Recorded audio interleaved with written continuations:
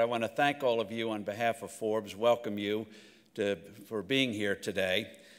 Before I make my remarks, I do want to thank again those who made this event possible, our sponsors, Metadata, PricewaterhouseCoopers, Allscripts, Athena Health, Covance, Optum, DocuSign, IMS Health, and SAS, and our Innovation Showcase partners, American Well, Amped, Anthrotronics, PocketDoc, and Transamerica Center.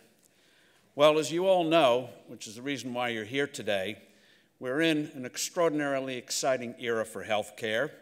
As we say in the introduction here, right now. Never has this whole space been so fluid as it is today.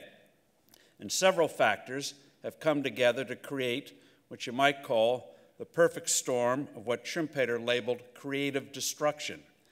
On the destruction side, those of you who are incumbents, legacy companies, know many of you are leading enormous changes in your institutions.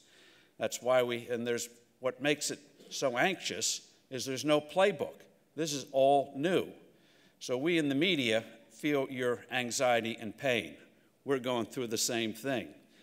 And in terms of no playbook, it really brings up that old phrase, you can eat well or sleep well, but not both. On the creative side, many of you here present today are leading that. So one event that has brought about this creative destruction is, of course, happened years ago, rising costs. Reached the breaking point, people more and more became involved, something had to be done. Companies, third-party payers, started to do drastic actions. It wasn't something that could be left alone on the corporate side.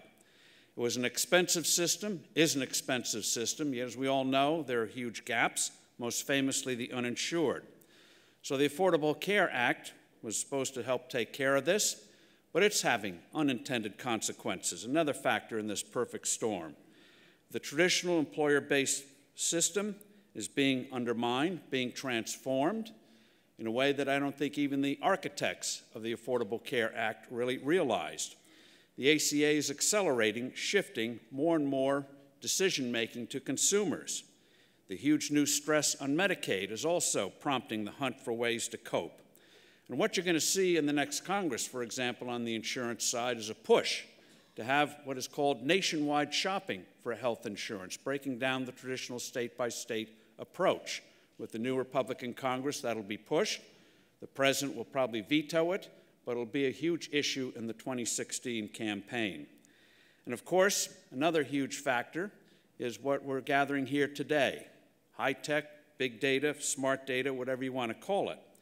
And oftentimes, breakthrough technologies do force huge changes, regardless of what regulators might like or anticipate. A mild example was when Xerox invented the copier, had precipitated changes in the copyright laws. Web, the whole internet, has really transformed the distribution of music and video, and we're still coping with the implications of that. The web has also had an impact on patents, and the web has also blasted away the traditional boundaries in the whole media communication space. Not only for existing companies, everyone is now poaching on each other's turf, but also the creation of huge new players like Amazon and Netflix. The same thing is going to be happening. You're already beginning to see it happen in this space. So what is going to emerge is not what we had before the Affordable Care Act. It's not going to be what some of the designers of the Affordable Care Act envisioned. It's going to be something new. And no one can say with certainty how all the forces that have been unleashed by technology, unsustainable costs, and by government's increased involvement in the area in recent years, how all this will shake out, no one can say with certainty. But certainly we're going to have more patient control and involvement than ever before, and beneficial breakthroughs. In the meantime, as I mentioned last night, it's going to be a pretty turbulent period, and so just don't get sick for the next 3 or 4 years until this thing gets all sorted out. So today we're going to get insights and possibilities of how big data, smart data will help patients, guide doctors, impact our health insurance, and enable pharma to supercharge drug development.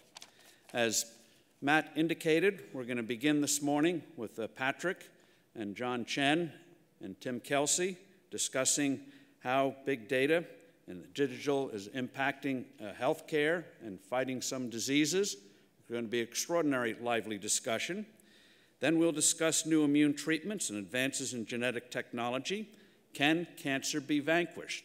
I should say cancers vanquished. The price of drugs, as we all know, is always a contentious issue. Can big data help make these prices more transparent and help bring them down?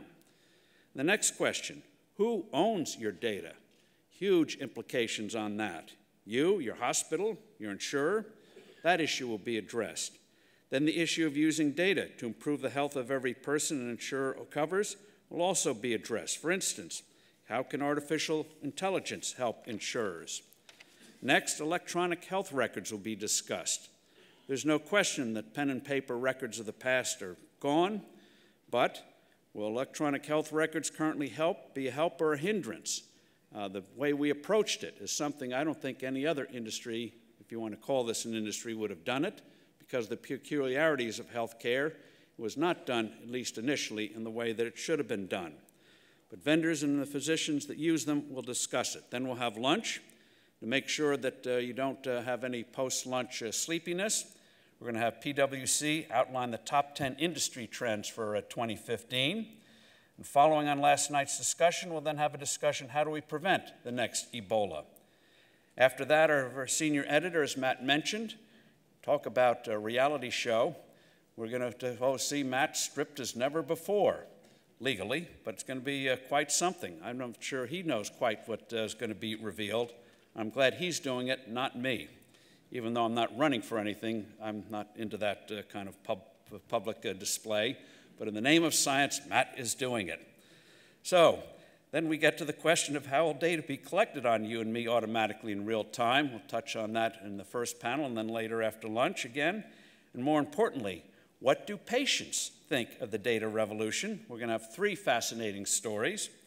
As Matt mentioned, Jonathan Rothberg is back. He's raised $100 million to use sound to probe and cut the body.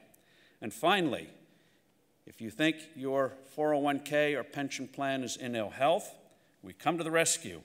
3 of the world's leading healthcare investors will tell us how changing incentives, telehealth, and big data will change healthcare, and then they will reveal where they're putting their money right now. So it comes at the end of the day, but here we'll make that alone could make this get-together worthwhile. So we at Forbes are very confident about what is now unfolding.